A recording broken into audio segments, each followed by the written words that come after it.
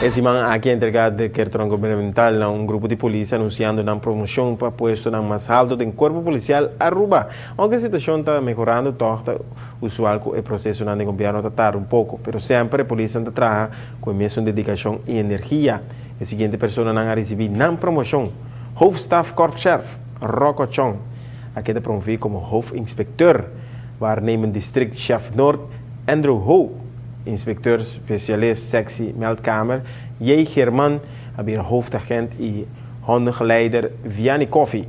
Também outro membro é Giovanni Koch, também trabalha no departamento de manutenção e recebeu sua promoção.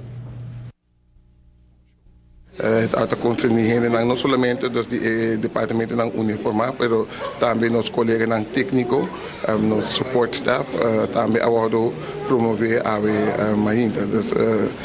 Está grato prazer para mim poder fazer isso aqui, para sobre sempre me tapiso meu colega nang ambtelijke molens malen langzaam. Berat beting kuwada riba bo promoção, pero nang tabi. Isa ita gewoon mensen ku bedat na final di dia tu henelo haya lo qual nang merece. E para me despedir tu meu colega nang paciente, nós trabalhando duro para com essa aqui. E me tenho visto aí último tempo nang aqui me mirando ku o processo da vida mais curto, com o momento que o colega não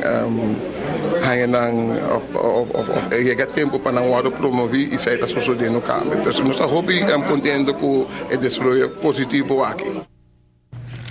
O policial Aruba existe desde anos 1986 e está contando em dia mais ou menos 600 polícias trabalhando incansavelmente para brindar segurança nos pueblos. Se trata aqui de 375 gente homem, 104 gente mulher e 120 empregados administrativos trabalhando em 4 distritos na Guaraná de polícia situada na Uruguay Estado, na San Nicolás Norte e Santa Cruz. Para mais informação, por subir ao website www.kparuba.com.